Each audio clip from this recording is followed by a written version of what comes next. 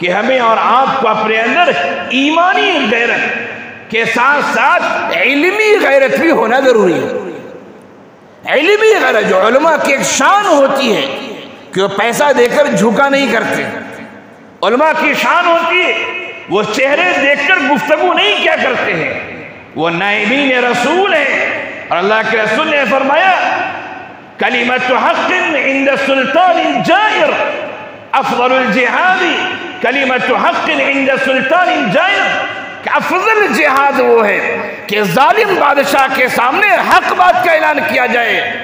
آج جس طرح ہر میدان میں دو کیٹیگری ہو گئی، حرام کمانے والے بھی، حلال کمانے والے بھی، اپنی ذمہ داریوں کو اچھی طرح نبھانے والے بھی ہیں، ڈنڈی مارنے والے بھی ہیں، ایسے ڈاکٹر بھی جو پیشنٹ کا اچھا علاج کرتے ہیں، ایسے ڈاکٹر بھی جن کی نظر پیشنٹ کے جیب پر رہتی ہے، یہ کس معیار کا پیشنٹ ہے، چلو ایک سرے پر ایک سرے کراتے رہو۔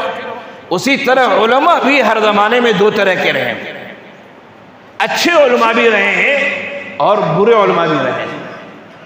ہمیں اور آپ کو اچھے علماء کی صف میں آنا ہے، ہم جس چیز کو سچ سمجھتے ہیں ہم اسی کو بیان کریں گے۔ لاکھ تم پیسے دے دو، کچھ کر دو، ہم نہیں جھک سکتے ہیں۔ مجھے یاد آتا ہے شام کے ایک بہت بڑے عالم ہیں جن کی پیدائش 1188 ہجری میں ہوئی تھی، 12ویں صدی ہجری کے عالم دین ہیں حضرت سعید حلبی۔ سعید حلبی شام میں ہیں، دمشق کی مسجد میں درس دے رہے ہیں۔ واقعہ بہت لمبا ہے لیکن میں اس تفصیل میں جانا نہیں چاہتا، میں آپ کو مختصراً بتا رہا ہوں۔ حضرت سعید حلبی کی مجلس میں ابراہیم بادشاہ جاتا ہے، شاگردوں پر سناٹا چھایا ہوا ہے، اس لیے ابراہیم کی اس کے غرور اور اس کے تکبر سے لوگ واقف تھے۔ حضرت سعید حلبی کے پاؤں میں درد تھا، وہ درس دے رہے تھے، پاؤں پھیلائے ہوئے درس دے رہے تھے۔ ابراہیم بادشاہ آیا، حضرت سعید حلبی ان کی طرف مڑے ہی نہیں، درس دیتے رہے، بہت غصے میں تھا۔ شاگرد پریشان ہے، کیا ہوگا پتہ نہیں۔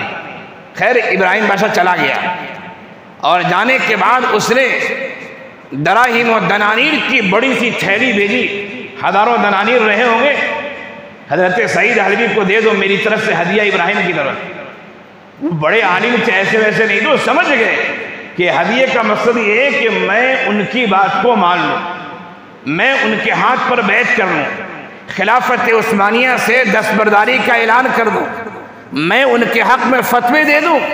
حضرت سعید حلبی نے واپس کر دیا اور ایک تاریخی جملہ کہا، وہ جملہ اس میں سنانا تھا آپ کو جس کے لیے میں نے اتنی تمہید باندھی تھی۔ انہوں نے فرمایا کہ ابراہیم بادشاہ سے جا کے کہہ دینا من یمد رجلہ لا یمد یدہ، جو لوگوں کے سامنے پاؤں پھیلایا کرتا ہے نا، وہ لوگوں کے سامنے ہاتھ نہیں پھیلاتا ہے۔ میں نے ابراہیم کے سامنے پاؤں پھیلائے، میں اس کے تھیلی کو لینے کے لیے ہاتھ نہیں پھیلا سکتا ہوں۔ ابراہیم بادشاہ سمجھ گیا کہ ایسا ویسا آدمی نہیں، بتانا یہ کہ علمی غیرت ہونی چاہیے۔ آج لوگ پیسے دے کر جیسا مضمون چاہتے لکھوا لیتے، آج لوگ پیسے دے کر جیسی کتاب چاہتے لکھوا لیتے، لیکن نہیں، علمی غیرت ہونی چاہیے۔ ہم جسے سچ سمجھتے ہیں ہم اسے ہی بیان کریں گے، ہم جسے غلط سمجھتے ہیں اس کی طرفداری نہیں کر سکتے۔